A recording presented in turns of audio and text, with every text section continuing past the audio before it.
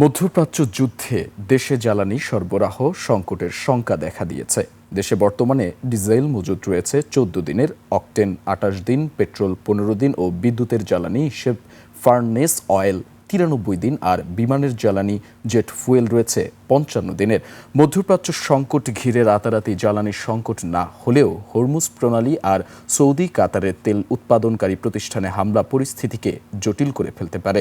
সরকারের প্রতি বিশ্লেষকদের পরামর্শ বিকল্প উৎস সন্ধানের। সাদাত হাবিবি সেতুর report. Colour expert dark sap এবং মাইল্ড অন হ্যান্ডস টেকনোলজি সমৃদ্ধ অরিক্স অ্যাডভান্স ডিটারজেন্ট পাউডার, আপনার লন্ড্রি এক্সপার্ট।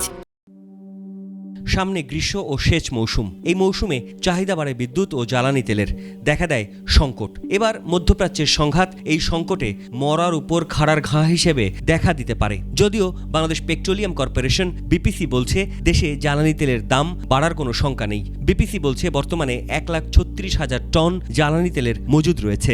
ভেনেজুয়েলা একটা জিনিস হলো, আজকে ইরানে হলো, কালকে হয়তো আরেকটা অয়েল এবং গ্যাস সোর্স যেখানে আছে ওখানে আরেকটা যে হবে না, আমি এটা বিশ্বাস করতে পারি না। তো এই জায়গাটাকে জন্য বাংলাদেশকে অনেক আগে থেকে একটা প্ল্যান হওয়া দরকার ছিল।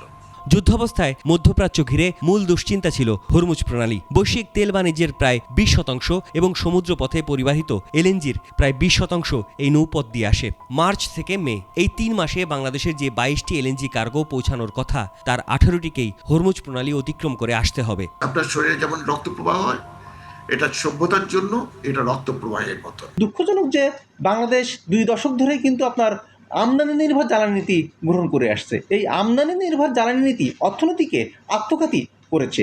জেনারেশনকে প্রায়োরিটাইজ করেছি। পাওয়ার জেনারেশন কিন্তু আমাদের কাছে এনাফ আছে।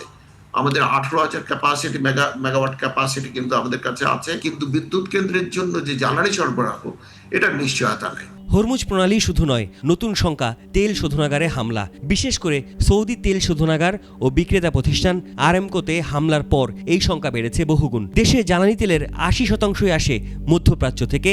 প্রতি মাসে গড়ে ৪.৫ লাখ থেকে ৫ লাখ টন জ্বালানি তেল আমদানি করা হয়। ইতিমধ্যেই বিকল্প বাজার খুঁজছে বিপিসি। এখনো পর্যন্ত যে গতকালও মেল দিয়েছে যে তারা নিরবচ্ছিন্ন সরবরাহটার ব্যাপারে তারা এনশিওর করেছে। আমাদের চ্যালেঞ্জ মোকাবেলা করার জন্য আমাকে এখন সিঙ্গাপুর, আমাকে এখন চীন, ইন্দোনেশিয়ার বাজার থেকে হয়তো বেশি দাম দিয়ে হয়তো আমাকে জ্বালানি পণ্য কিনতে হতে পারে। এতে করে বাংলাদেশের অর্থনীতিতে মূল্যস্ফীতি বেড়ে যাবে। আগামীতে আমাদেরকে চিন্তা করতে হবে, ভারত যেভাবে একটা বাফার স্টক করেছে এনার্জির, আমাদের এরকম একটা বাফার স্টক করে রাখার কথা মাথায় রাখতে হবে। বিপিসি বলছে চলতি বছরে দেশে জ্বালানি তেলের ব্যবহার প্রায় ৬০ লক্ষ টনে পৌঁছে যেতে পারে। অন্যদিকে বর্তমানে দেশীয় উৎস থেকে আসে ১৭১ কোটি ঘনফুট, আর আমদানি করা এলএনজি থেকে পাওয়া যায় ৮৫ থেকে ১০০ কোটি ঘনফুট গ্যাস। সাদাত হাবিবি সেতু, ২১ টেলিভিশন, ঢাকা।